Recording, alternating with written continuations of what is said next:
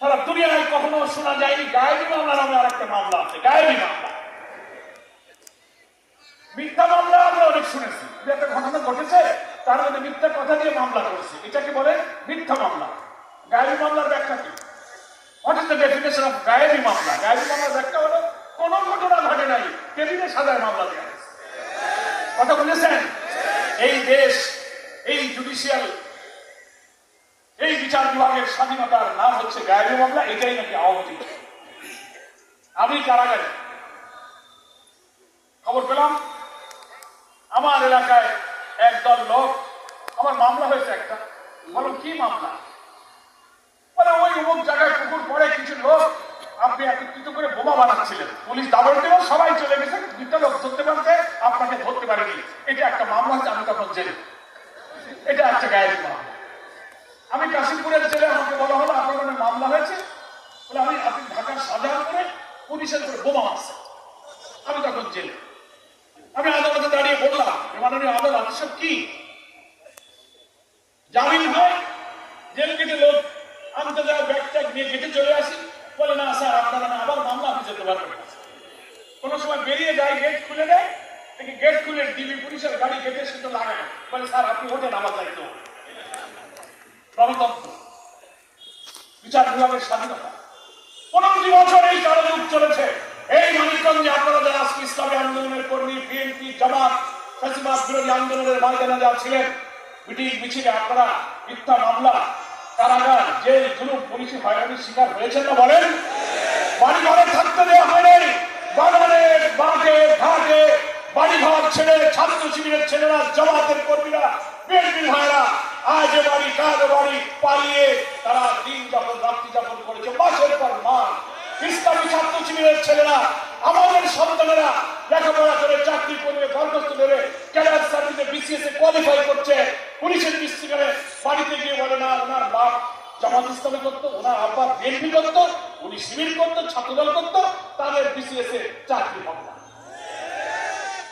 আমরা এই পুলিশি হয়রানি, এই মামলায় জুলুম নির্যাতনের শিকার এই 15 বছরে কারা কারা হয়েছে মানিকগঞ্জে হাত ধরেন, কারা কারা পুলিশের হামলা মামলা দেখে যান, প্রশাসনের লোকেরা এই সুন্দর জেলা মানিকগঞ্জে কি পরিমাণ লোককে আমরা নির্যাতন করেছে।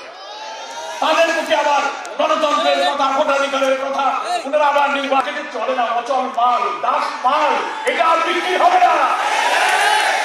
প্রিয় কর্মী ভাইয়েরা এবং সুধীবৃন্দ, 17 বছরে হাজার হাজার রাজনৈতিক নেতা কর্মীকে হত্যা করেছেন এই ফ্যাসিবাদ। এই বর্বরতা, নিষ্ঠুরতার সূচনা হয়েছে। অনেকে 15 বছর বলেন, আমি বলি আরো 2-2.5 বছর পিছনে যান। 2006 সালের 28 অক্টোবর ঢাকার পল্টনে দিনের বেলায় শেখ হাসিনার নির্দেশে রোগী বৈঠা নিয়ে সাপের মতো পিটিয়ে পিটিয়ে শহীদ করা হয়েছে আমাদের ছাত্রদের। মৃত দেহের উপরে উঠে নাচানাচি করা হয়েছে, এটা ঠিক কিনা বলেন? 6 সালের 28 অক্টোবর থেকে এদেশের ফ্যাসিবাদের সেই যাত্রা নতুন করে শুরু হয়েছে। আর এই 24-এর 5 আগস্ট 18 বছরের কালো যুগ আমরা পার করেছি। আমাদের কোনো ভোটাধিকার ছিল না, রাজনৈতিক অধিকার ছিল না। একটা সমাবেশ করতে যাবো, সমাবেশ করতে দেবে না, পুলিশ লাঠিচার্জ করে দেবে, বলে আবেদন করেন, দরখাস্ত করলে না মঞ্জুর, এমনিও করতে দেবে না, পারমিশন চাইলেও না। আর আমাদের জীবনে রাস্তা বন্ধ করে রাস্তার মোড়ে যেখানে সেখানে মিটিং করবে, তাদের কোনো পারমিশন না। গণতন্ত্র, গণতন্ত্র, এটা আমাদের 17-18 বছরের কালো যুগের ইতিহাস। বিচার বিভাগকে পলিটিসাইজ করা হয়েছে। অর্থনীতিতে এই কয়েক বছরে 17 বিলিয়ন মার্কিন ডলার, প্রায় 2 লক্ষ কোটি টাকা হাসিনার বর্ষদের এবং তার যারা চামুন্ডারা বিদেশে পাচার করেছে।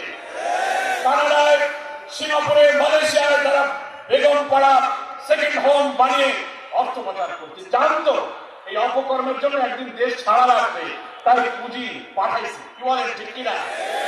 এই অত্যাচার, নির্যাতন বাংলাদেশের সকল রাজনৈতিক দল আমরা দীর্ঘ 15 বছর আন্দোলন করেছি। আমাদের সমস্ত জোটের আন্দোলন, যুবপথের আন্দোলন, সকল আন্দোলনকে তারা দমিয়ে দেওয়ার জন্য পুলিশ বেরিয়ে দিয়ে সভা সমাবেশ বানচাল করেছে, মিছিল করেছে, বন্ধ করেছে, গ্রেফতার করেছে, খুন করেছে। 3টা জাতীয় নির্বাচনে অংশ দিতে দেয়নি।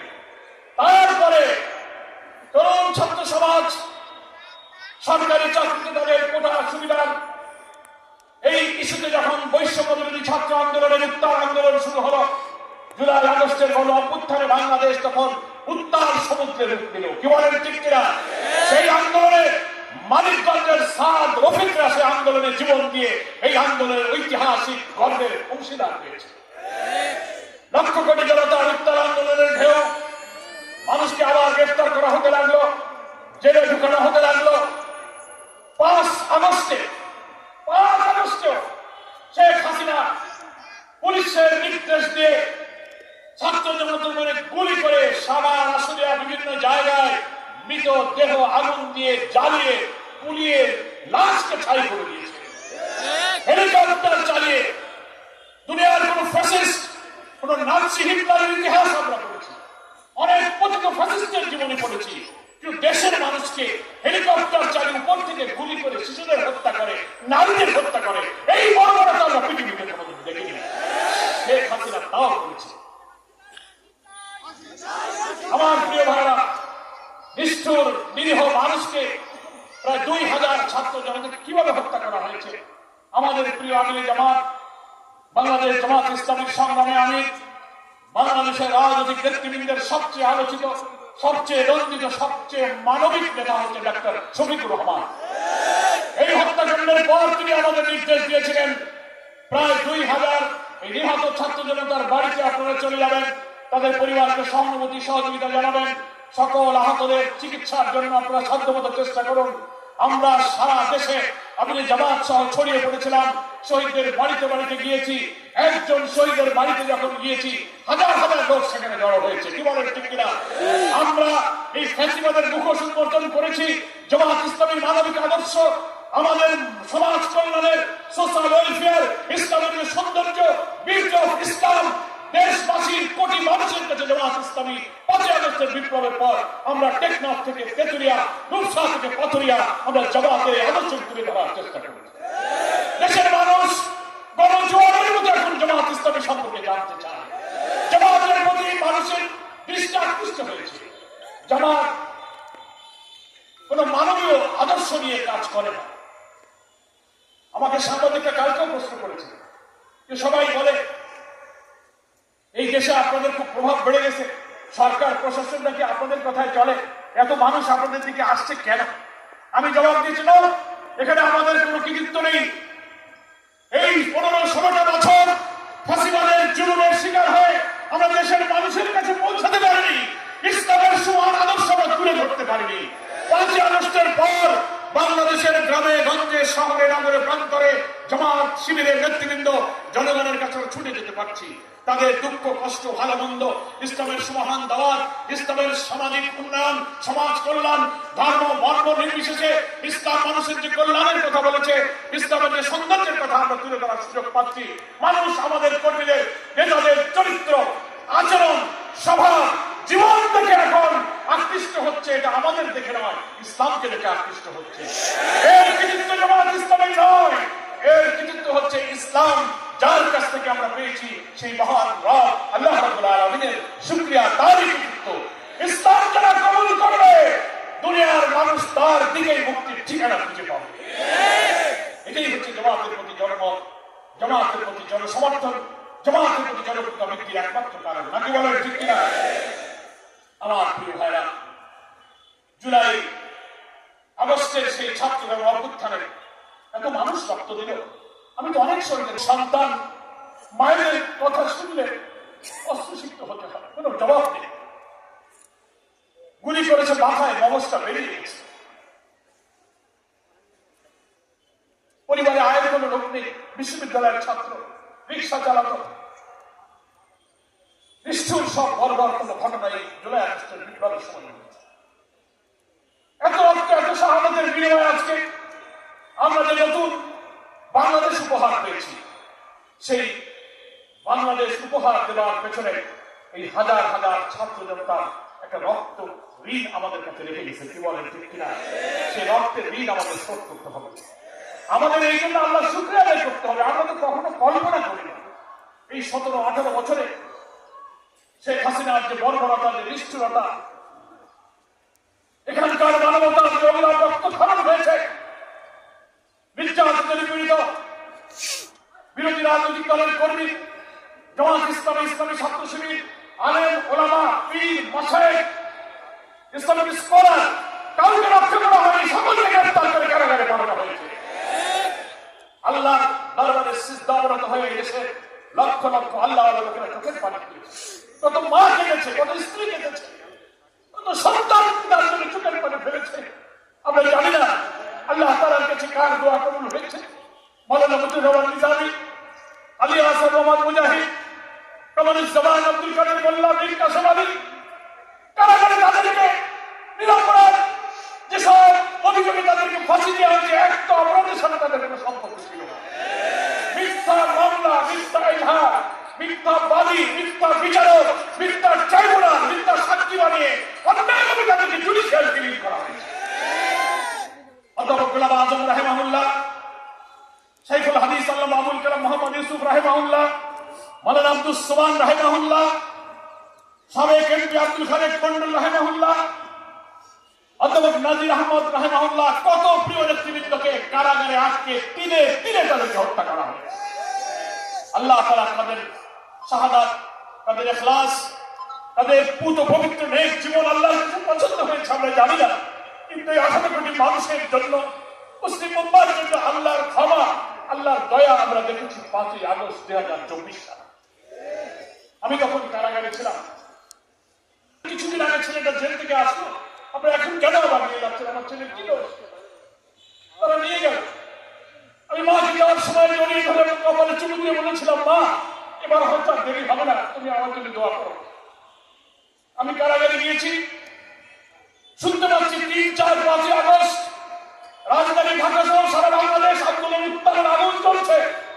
কারারক্ষী, জমাদ্দার, সুবেদার নতুন মন্দিরের কাছে জিজ্ঞাসা করি বাইরে কি হচ্ছে। 5ই আগস্ট দুপুরের দিকে খবর পেলাম সেনাপ্রধান জাতির উদ্দেশ্যে ভাষণ দেবেন। রাজধানী ঢাকার অবস্থা খুব খারাপ। আমি, আমাদের নেতা ডাক্তার আব্দুল মোহাম্মদ তাহের, বিএনপি, জামাতের অনেক নেতা তখন ঢাকার কেরানীগঞ্জের কেন্দ্রীয় কারাগারে। চারিদিকের এই আন্দোলনের খবর কারাগারে আসছে। 10,000 বন্দী কেরানীগঞ্জের কারাগারের দরজাগুলো খুলে, কারাকক্ষ খুলে, কারাগারের রাস্তায়, মাঠে, অলিতে গলিতে মিছিলের পরে মিছিল শুরু হয়ে গেছে কারাগারের ভিতরে। আমরা টেলিভিশনের সামনে বসে আছি, সেনাপ্রধান কি বলে। 12টার পর থেকে অপেক্ষা করছি, এই ভাষণ দেবেন, ভাষণ দেবেন, 2টা, 2:30টা। তার মধ্যে আমরা টেলিভিশনের স্ক্রলে লেখা দেখতে পেলাম কিছুক্ষণ আগে প্রধানমন্ত্রী শেখ হাসিনা এবং তার বোন শেখ রেহানা গণভবন থেকে হেলিকপ্টারে করে ভারতে পালিয়ে গেছে। আমরা আলহামদুলিল্লাহ বলে কারাগারের বন্দীরা অস্ত্রসিদ্ধ হলাম, সিজদায় পড়ে আল্লাহর কাছে শুকরিয়া আদায় করলাম। এক এক বন্দী একজনকে জড়িয়ে ধরে হু হু করে কাঁদতে লাগলো। কত মাস, কত বছর তারা জেল খাচ্ছে, রাজনৈতিক শোষণের শিকার। তারা বন্দীদের চোখে পানি আর বুকে মুক্তির উচ্ছল হাসি। আলহামদুলিল্লাহ বলে আমরা কিছুক্ষণ পরেই কারাগারের জেল সুপার, ডেপুটি জেলারকে বলল, জেলের নিয়ন্ত্রণ তখন আমাদের হাতে। আলহামদুলিল্লাহ ওদের মাস্টার মাইন্ড তো বিদায় হয়ে গেছে। কি বলেন, যেখানকার মাল সেখানে চলে গেছে। কি বলেন, চিনি না? সুপার জেলা 8টা 9টা টেলিফোন নিয়ে দৌড়ায় চলে এসে আমাদের কাছে টেলিফোন করে। আমরা পরিবারের সঙ্গে, সংগঠনের সঙ্গে, বিএনপি, জামাত নেতৃবৃন্দ ফোন করতে লাগলাম।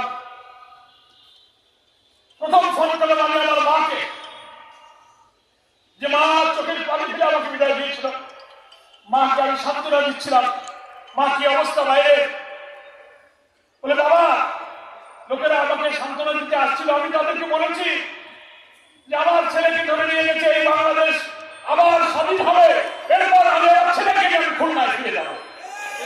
ঠিকই মাকে আমাকে এই কথা টেলিফোনে বললে আমার পাশে অনেক বিএনপি তারা ছিল। দেখেন আমার গ্রামের স্বল্পশিক্ষিত মমতাময়ী মা আমার রাজনীতি বোঝে না, কিন্তু তার ফিলিংসটা সে বলছে